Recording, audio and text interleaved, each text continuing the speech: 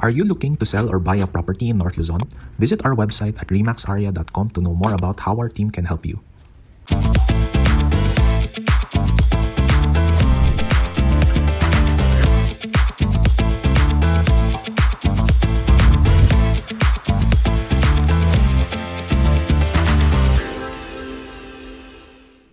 Hi, this is Vijay from Remax Aria and welcome to another property tour. Today we are in Woodsgate subdivision here in Baguio City and we're looking at a house and lot for sale.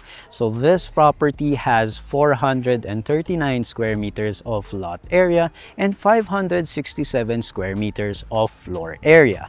So inside the house we have 7 bedrooms, 5 toilet and baths, and 4 car parks.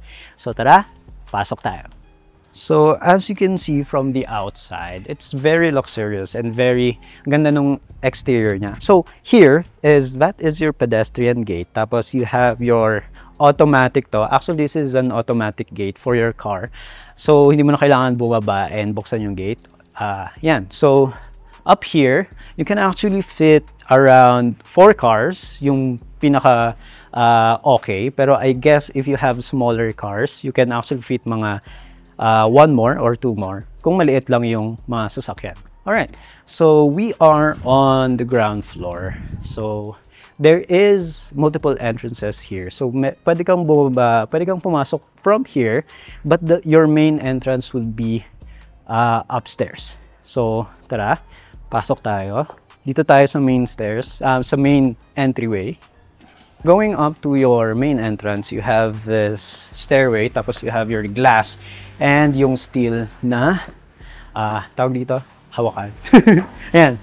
Alright, so you have a landing area to your main door. So dito pa lang you have this view of the city and the mountains. Okay, so pasok tayo. So by the way, in here, dito sa main door, you have your smart lock. So for ease of use and yung safety, okay na okay yan. Okay, so inside here is, as you can see, you have a high ceiling and open below. So from the 3rd floor, you can actually see yung dito sa baba. So now, this is your living area. So as you can see, you have your electronic fireplace. You have your TV na is actually medyo nakadikit na siya. So it's flushed. That is good. Tapos you have your windows there. And meron ka pang windows dito. So yung airflow and yung light, yung natural light is really good dito sa living area. So you also have another seating area over here. Kung mas marami kayo, you can sit more people here. And you also have access to a balcony on the side. So, syempre, papakita ko na sa inyo to. This leads you to an open area where you have your jacuzzi. Yan, kasama yan sa bahay, guys, ha? Yan, you have your jacuzzi, your bathtub, your tub here, and then you have a sitting area na, actually, this is di ba? Pwede kayong mag-grill, pwede kayong mag-hotpot, and mag-sangyup if you want sangyup yan, and you're overlooking your garden area. Okay, init nun mainit pala, sorry. Okay, this area is more of the living area. So you have living area goes onto your kitchen and your dining area. As you can see here sa ating dining area, you can easily fit 10 people. Yan. You also have an access to a balcony dito sa harap. Paglabas mo dito, you have this huge balcony, ayan, overlooking the front of the house. For example, gusto mo pa magdagdag ng seating area, kung gusto mo ng parang coffee spot over here, pwedeng-pwede yan. Lagay ka ng tables and chairs, and you can drink your coffee here in the morning and see yung ating view. Okay. Over here naman is your kitchen area. As you can see, sobrang laki nito. Yung countertop also functions as a breakfast nook. So mapapansin nyo, you have seating area over here. Yan. Kunyari, you're preparing food for the children in the morning. Pwede silang umupo dito habang nagpe-prepare ka, eat their breakfast. Yan. Okay. So you have a huge surface for prep and for whatever you want. Okay, dito naman is we have our double sinks. Yan. And meron din tayong malaking window dito. So habang naghuhugas ka, makikita mo yung view ng bundok. Actually, makikita mo ata yung Santo Tomas here. Yan. Okay. So, house, the sale includes the appliances then. So, you have na rin dito yung counter, yung stovetop, oven, yan, your ref is over here.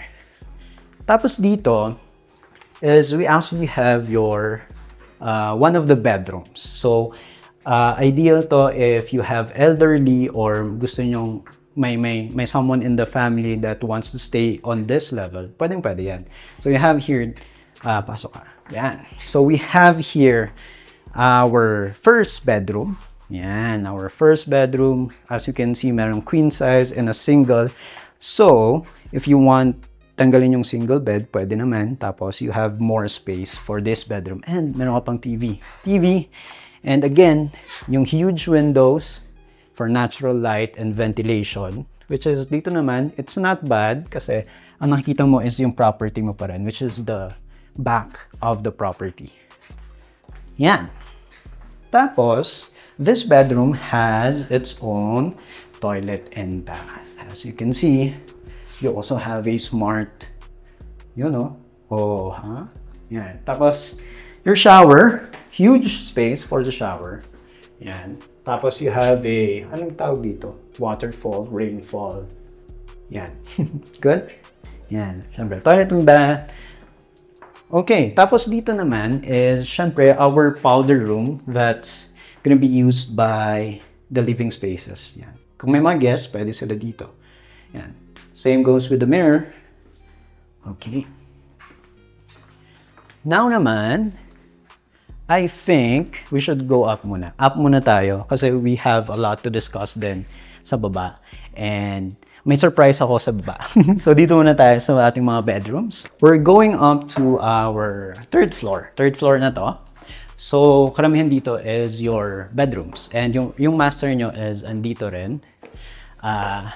Okay, so pagtaas nyo, again, kung high ceiling yung sa baba, high ceiling pa rin dito sa taas. So as you can see, you have a lot of space. So medyo airy siya. So hindi siya mainit eh.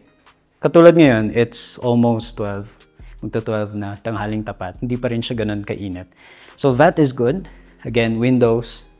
You have a sliding door over here.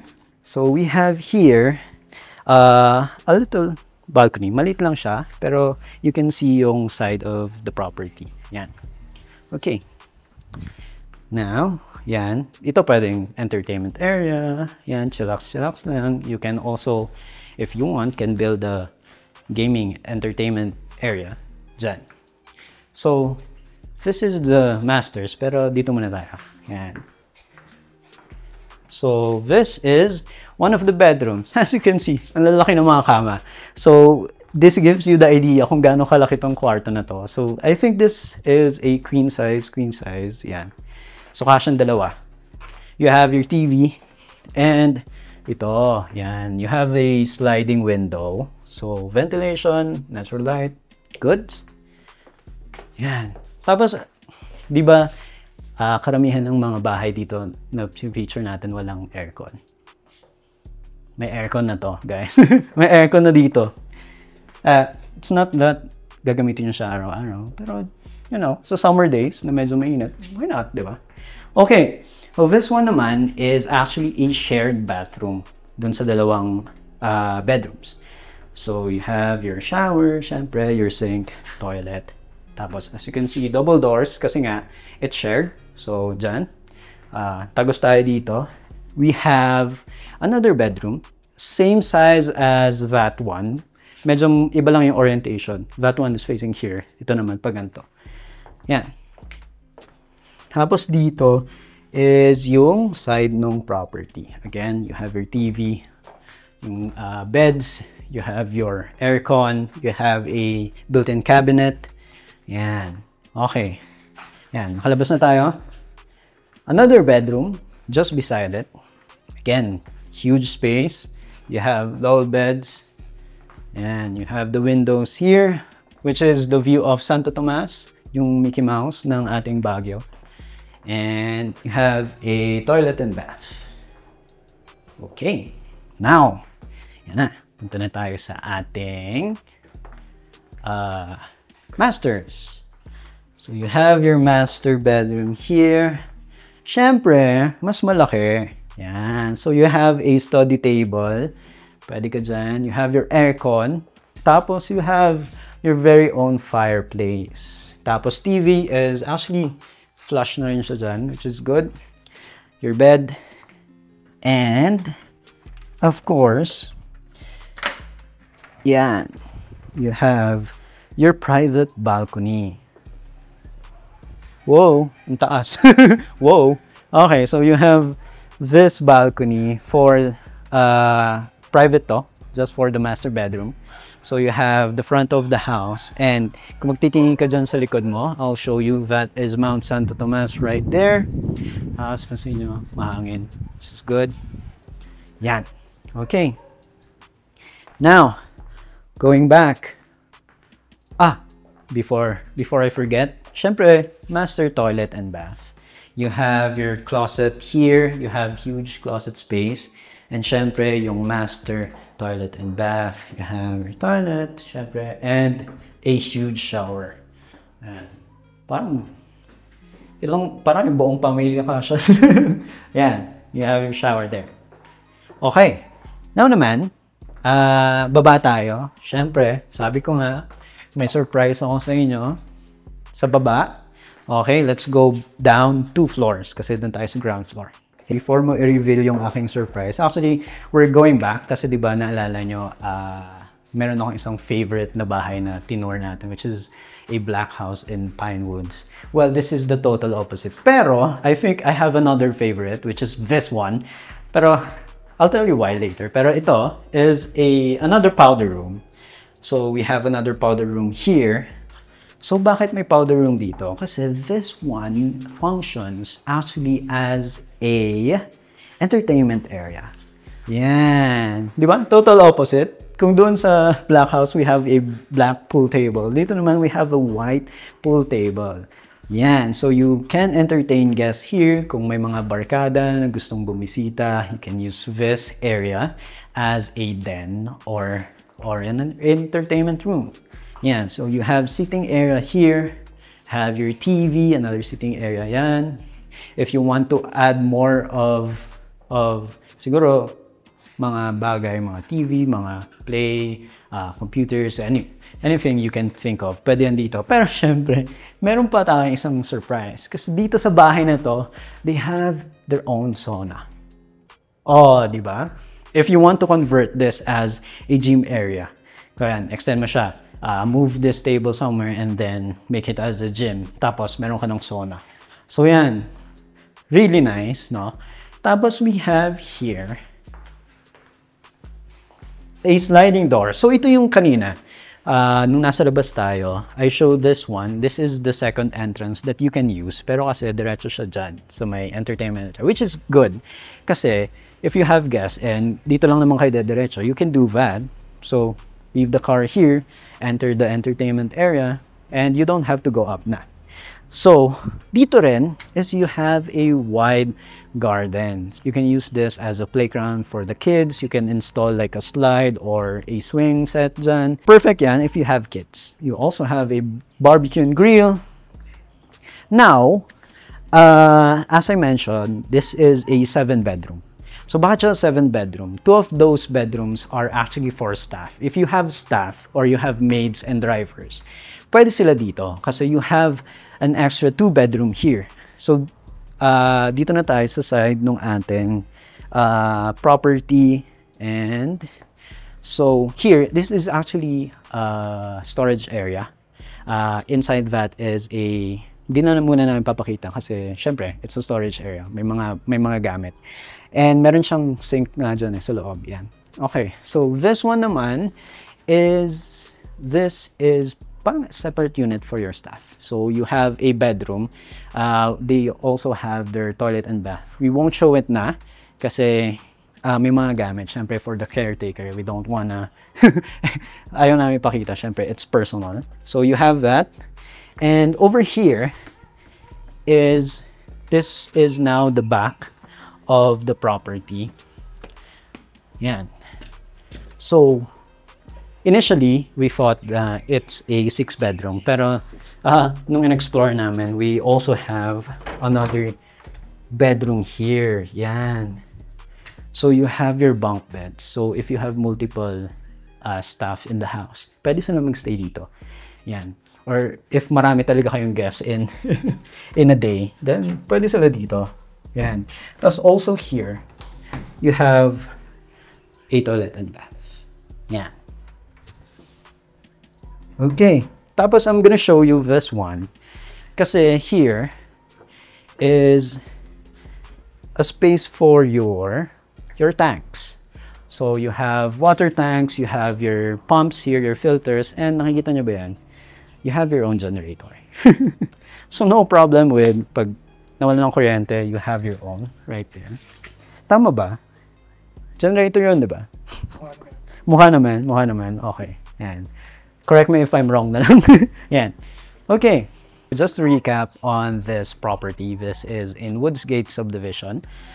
It is along Camp 7 and an easy access siya to Cannon Road. So if you're going up, kunyari from Manila to Baguio, di mo na kailangan pumasok ng town proper.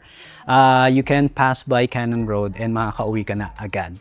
And this is actually mga 15 minutes to SM Baguio, which is a short distance lang from town proper, which is good. Yeah. Okay, so just to recap, this is a 7-bedroom. So 2 of them are on the back.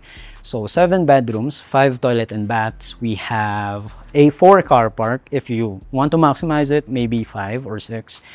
Kung hindi ganun kalalaki ang sasakyan. Okay. We have your garden area, 3 floors. So we have an entertainment, we have a sauna, we have a pool table, we have a tub doon sa terrace. Yan. All the details, the price is down in the description below. So if you like this video, don't forget to subscribe to our YouTube channel for more properties in North Luzon.